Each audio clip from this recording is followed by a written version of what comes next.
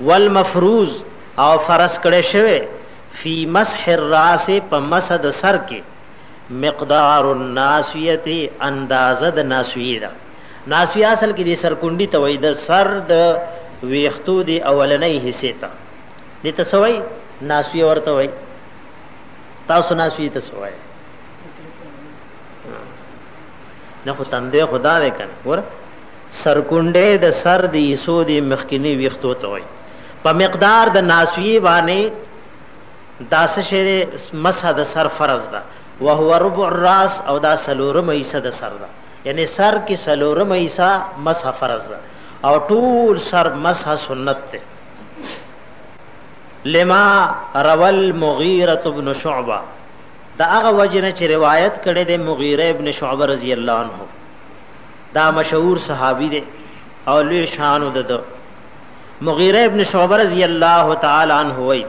چې ان النبي صلی الله علیه وسلم چې نبی علیہ السلام اتا راغلو صباتت قوم ډیران دی او قوم تا فبالن ولته واړو بول کړو وتوزع او به دسکو ومسح او مسح کړو علی الناسیه د سر په دی ډمبنۍ حسابه دا یو لاس چې دا سکی دي سر دی سی پوره دا تقریبا سلورم ایسه جوړیږي دومره مسح فرض ده دومره مسح صدا فرض ده او د ټول سر سنت وخفه او په موضوع باندې مسح کړو په موضوع باندې مسح کړو ور فرایض دا او د سدر ل ذکر کړ او دغه فرایضو کې چې یو وخت قدر لزه پاتشي نماز نکي اوس درته سنت ذکر کړي چې په دې او دس کې سنت سدي وسننه او سنت د او دس هغه سدي غسل الیدین وینزل د لاسونو دي د مړوندونو پورې لاسونه وینزل دي قبل ادخالهما مخکې د وردن نقول د دې دواړو نه الاناء لوختا لوخي له ولا سره وردن نکې چې لاس درې پیری وینځي لاس درې پیری وینځي او کله کسنوي او ظاهرا د لاس پوری پلیتی نشتا او داسې د خلاص په دې سکو باندې او په دې کس راوا چې لاس وینځي نوم او په پلیتیږي نه عوام ځنه اوقاتو کې شکونه کوي ماشوم کوبو کې لاس وې دی وی پلیتی شدي ته وسوسه وای ټیک د جستاز له نالیا جدا خبره ده خو که ماشوم پلاس ظاهرا پلیتی نو پرتا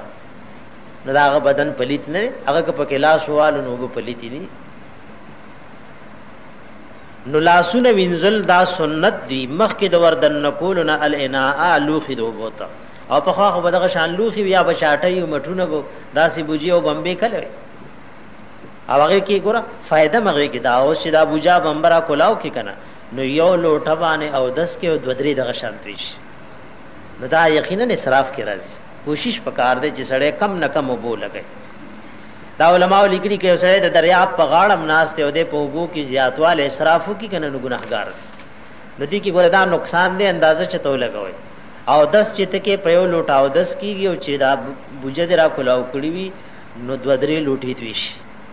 نو کداغه حساب کتاب الله سری سره کی کنه نو هغه ثواب نه به عذاب ډیر شي کوشش دا سه کوي چې لوټه دي یا بوجه په داسې طریقې استعمال واج او بیا داسې ځای کې چې وبو کمی وي خلکو له سکولو تکلیف ده خلکو له سکولو تکلیف یو ته دوره دغه کې نو بیا خډیر دغه پکار ده ډیر احتیاط پکار ده مختصری طریقې سره یعنی سکول پکار دي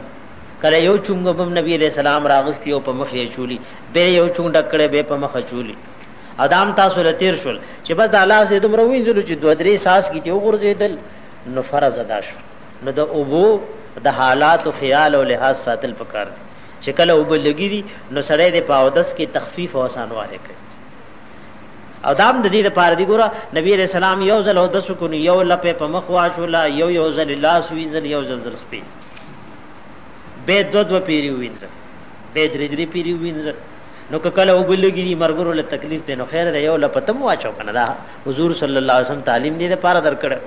او کنه وبډېری نو خیر درې لپه واچو په مخ باندې 3 پیری لاس وینځل نو د حالات او خیال ساتل پکار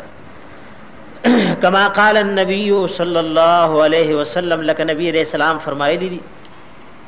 اذا استيقظ کل چراویخ شي احدکم یود تاسن من منامه د خپل خوبنا فلا یغمسن نو دې نور دن کوي يده لاس خپل فل اناء پلوخي کې حتا یغسلها تر دې چې وینځي دا لاس ثلاثن درې پیره فانه لا يدري زکدل پته نشتا چې دې ودو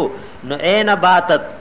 کمزه کې شپته رکړې د يده د لاس د من جسده د بدننا هر سړی چې ودشي نو د پته نشتا چې د لاس د بدن د کم زې سره شپته رکړې علماء لیکلي وای دا خاص کراغه وخت چې حجاز مقدس کې سخت ګرمي بوا